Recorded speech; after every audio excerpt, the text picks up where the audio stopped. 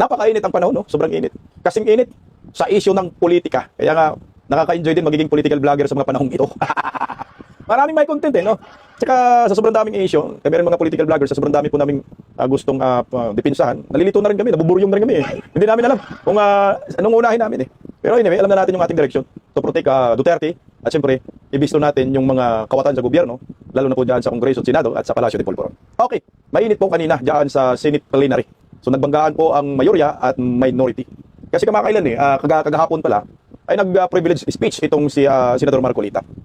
At ang pinatamaan po ni Senador Marcolita ay siyempre si Martin Romualdez ng Baluslos at si Pinky, no? Pinky na naduwag kay Senador Marcolita. Ngayon ay nag-privilege naman speech itong si Lacson, sagot kay Senador Marcolita. Nung kumprontahin na po ni Senador Marcolita itong si Lacson, ayaw niya sumagot. Gusto kasi interpolate ni Senador Marcolita itong si Lacson dahil nabanggit ang pangalan ni Senador Marcolita doon sa privilege ni Lacson. Matinding labanan ito. Pinky Malitagang. Hindi po pinagbigyan ni Tuta Soto, siyempre kakampi si Tuta kay Panfilo Lacson, na ma-interpolate itong si Lacson ni Senador Marcolita. Kaya naman, ang ginawa ni Senador Marcolita ay meron na lang manifestation. Sagot kay Lacson, na kahit hindi niya po sinagot ni Lacson ni Senador Marcolita, ay nadurog po si Lacson dito. Pakinggan po natin si Senador Marcolita. Narito po. May I ask Senator Lacson if he wishes to yield some questions by way of interpellation? Senator Lacson, I'll say it again, Mr. President. Until the partial committee report is submitted or filed with the Bills and Index Division, and until after I have sponsored the partial committee report, I'm not yielding the floor. Tangina, no? I'm not yielding the floor daw. Bastos ka! Sagutin mo! Tangang privilege speech ka, pinatamaan mo si Marcolita. Sinagot ka nga, gusto kang sagutin, gusto kang bardagulanin. Ayaw mo. Sabay tako, bayot ang animal. Duwag, no? Wala, Senator Marcolita. Mr. President, that is very highly unusual. Why would Senator Lacson make a precondition that the partial report should be signed by at least a majority of its members before he can yield to interpellation? Yes. May I place on record that it is the prerogative of any member of the Senate to yield or not yield. As a matter of fact, in my many years here, Senator Miriam Defensor Santiago, and I'm sure Senator Estrada is well aware of this, was with me. Senator Miriam Defensor Santiago, every time she delivers a privilege speech, does not entertain any interpellation. Yes, And Mr. it is her- President, but it is her prerogative. this is different. And then, Because if as I said, it is the prerogative of Senator Santiago, and it is likewise the prerogative of Senator Lacson, because he wants that, as he mentioned, he wanted that his partial committee report be reported out and sponsored before he can answer any questions to that effect. Mr. President, if Senator Lacson would just say that he doesn't want to be interpellated, that will be okay with me. But he should not make a precondition that his unwillingness is conditioned upon whether or not the partial report should be signed by the majority. This is very unusual, Mr. President. Yes, we respect it. Sira ulo to si Tuta Soto, no? Bagay, wala kasi itong alam. Kinukumpara niya yung si Lacson at saka si Miriam Defensor. Dahil si Miriam Defensor daw noon, pag nag-interpellate, hindi siya pag privilege speech, hindi siya nag-entertain ng interpellation. Anak ng kagwang, kay Miriam Defensor yun si Miriam Defensor, sino bang gusto magtanong kay Miriam Defensor? Putatalino kung ikaw bugok ka, magtatanong ka kay Miriam Defensor, wala kang alam sa batas, kagaya kayo, Tuta Soto. Sige nga, yung mga Miriam Defensor Santiago, mag-privilege speech diyan sa Senado, sa plenaryo. Ang lakas mo ng loob na magtanong sa napakagaling na senador, napakatalinong abogada, taas ng IQ. Ikaw, ang IQ mo, isang kutsara lang.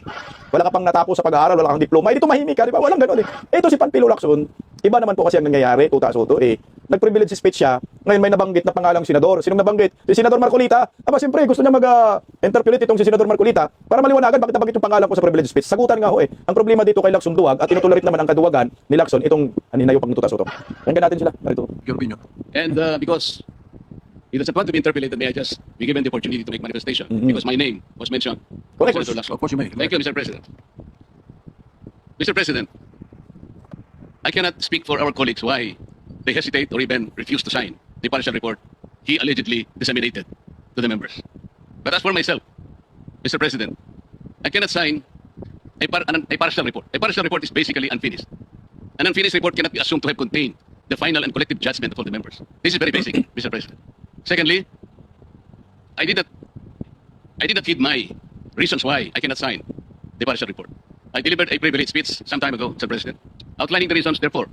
Number one, I was expecting the chairman of the Blue Ribbon Committee to have conducted several hearings more, and in those hearings he should have invited several persons whom I enumerated in my privilege speech.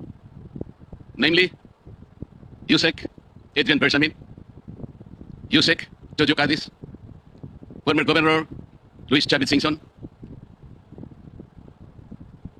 former Speaker Martin Romualdez, former Congressman Saldico by way of an apostilled sworn statement, because this is very, very possible. An apostilled sworn statement, Mr. President, as I have already advised, the chairman of the Blue Ribbon Committee is similar to a sworn statement notarized by the Philippine Consulate in any part of the world, because this apostille manner or method of subscription was already adopted by the Supreme Court in one of its resolutions, Mr. President. Alam niyo po, no, yung stand ni Senador Marcolita, gusto lang naman niya na magkaroon ng direksyon yung Blue Ribbon Committee na dati niyang pinamunuan. Kasi itong si Panfilo Lacson, marami na pong lapses. Marami na pong mga pagkakataon na matumbok na po sana natin yung totoong mastermind. Hindi niya ginawa. Natulog lang siya dyan sa Senado eh. Yung mga binabanggit ni Senador Marcolita ng mga personalidad na pangalan nyo, nag-link, no? Magkaroon ng kolaborasyon dyan sa Executive Department, lalo na kay Bangag, hindi pinapatawag. Na ang layunin talaga ng Senate Blue Ribbon Committee ay mag-imbestiga. Lalo na ho, malaki pong pera ang involved dito, trilyon-trilyon.